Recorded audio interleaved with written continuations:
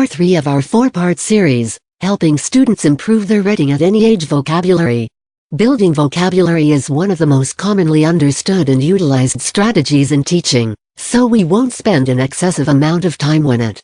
Everyone knows it's important and many teachers have strategies in place across grade levels and disciplines. It's also fairly easy to access resources on vocabulary instruction. There are a few tips and tricks we've picked up here and there that we have to share, though, in case you're in the market for some helpful things. Practice vocabulary in context. Students are far more likely to retain and be able to access vocabulary information they've learned if you provide ways for them to use the correct terms in context. Listing vocabulary words and definitions is not a bad idea. Making a personal dictionary with important terms for each class or subject is a good idea. More on that below. Immediately applying and using that new knowledge is the best way to store it in a student's most useful memory banks where it is easily accessed and recalled. Group words. Comparing and contrasting is one of the most useful strategies that can be used in learning new information, especially when comparing and contrasting to things already known. Using former knowledge as a hook to hang the new information on actually helps build dendrites that connect and create pathways between neurons in the brain. When you teach new vocabulary, group new words with similar vocabulary words students already know. Look for common elements within the vocabulary root words, prefixes, and suffixes that are the same. Create personal journals. Creating personal vocabulary journals for students to use as a subject-oriented dictionary of their own is a useful way to add to a student's vocabulary.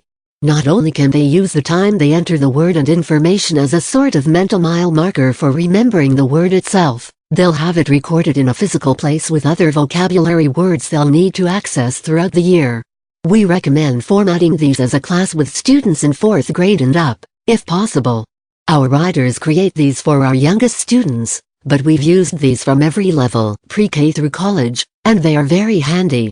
In fact, one of our writers keeps their own personal set of vocabulary notebooks on hobbies and other subjects of interest at home. Once you start, it's difficult to stop. There are lots of templates for vocabulary journal pages. If you have budget money to spend, there are even some you can order pre-made from various educational supply companies. Most of the teachers we know who use this method just wait until school supplies go on sale during the summer and buy a class set or two. You can also wait for school supplies to be brought at the beginning of the school year. Here's the routine followed by our writer who taught kindergarten and 1st grade. You can adjust for older students, and our writer who taught college uses the same information, but has a notebook prep party with her students to get their notebooks ready. 1. Number the pages.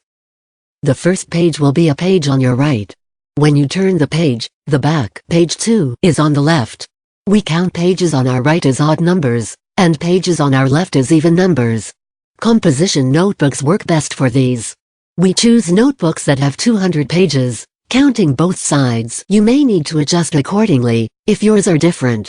Sometimes the least expensive bargain store notebooks say they are 200 PGS, but end up being 196 or so. Title the first page index, leave the second page blank. Label pages with beginning letters, just like a dictionary. We got super nerdy about this years ago, looked up which letters occur most frequently as beginning letters in print. It was a whole thing. The great news is, you don't have to do that. We've got it all laid out for you. Here are how many pages you should allocate to each letter. Remember, A will start on page 3. Pages 1 and 2 are the index pages. A equals 12 pages, NN equals 12 pages, BB equals 4 pages, U equals 12 pages, CC equals 10 pages, pages equals 8 pages, DD equals 8 pages, QQ equals 4 pages, E equals 12 pages, RR equals 12 pages, FF equals 4 pages, SS equals 10 pages, GG equals 4 pages, TT equals 12 pages, HH equals 8 pages, I equals 10 pages, 2 equals 12 pages, VV equals 4 pages, JJ equals 4 pages, WW equals 4 pages, KK equals 4 pages, XX equals 2 pages, LL equals 10 pages, YY equals 4 pages, MM equals 8 pages, ZZ equals 4 pages. We like to add post-it page markers to each page to mark where each letter is in the journal. These specific little post-its are almost the same size as clear tape you use in a dispenser on your teacher desk or to wrap presents.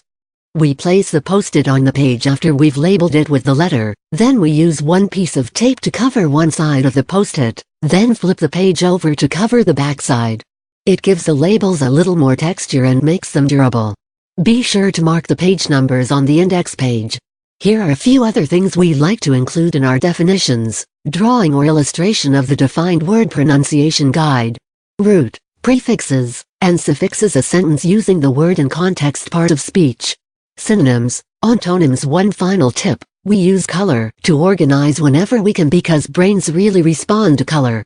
For example, you could have your students use green for all nouns, red for verbs, blue for adjectives, etc. You could also organize by origin of the root word: pink for Latin, purple for Greek, etc. If you're a science teacher, you could organize by subcategory: elements in one color, weather patterns in another, information about soil in a third, etc. For math terms, you could organize the same way.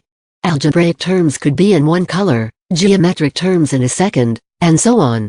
Social studies is one of the best for this: biographical information about an individual or group in one color, information about a place in another, and facts about wars or events in a third. When you build the vocabulary of your students, you build their other reading skills, and you increase their chances of understanding the concepts in your subject area. It's definitely worth the time and investment to devote yourself to increasing vocabulary instruction. Fluency. Fluency refers to the rate, speed, and fluidity with which a student reads. The most common way to calculate a student's fluency is by listening to them read out loud. The reason you have to have them read out loud is simple: you aren't a mind reader. And if they can't read out loud, chances are pretty good that they aren't reading well silently, either. Studies prove that. It's not an isolated process that only occurs in a person's mind. There are, of course, many issues with listening to individual students reading out loud. It's not always easy for kids or young people to read in front of other students, especially if they have any sort of reading difficulty. On the other hand, it's also difficult for students to listen to and comprehend the content being read out loud by someone who struggles with reading. It's time-consuming to listen to a whole classroom of students reading, and in order to make it meaningful, you really need to do it fairly often to track progress. Finally, you may not know what you are listening for. Here are a few tips for handling those situations. First, especially if your students are older, try to incorporate using technology to monitor oral fluency. Have every student read the same passage, or if you are a teacher in a core subject like math or science, have them read the vocabulary words and use them in sentences that help connect the students to the context. Make a rubric. Score your students on their skills. See below for specifics. Even if you don't teach reading, you need to hear your students using the vocabulary and content to know if they are able to read it correctly. You need to be able to offer feedback. Using technology to have them record themselves speaking at home or in a more private setting makes it a bit easier to grade.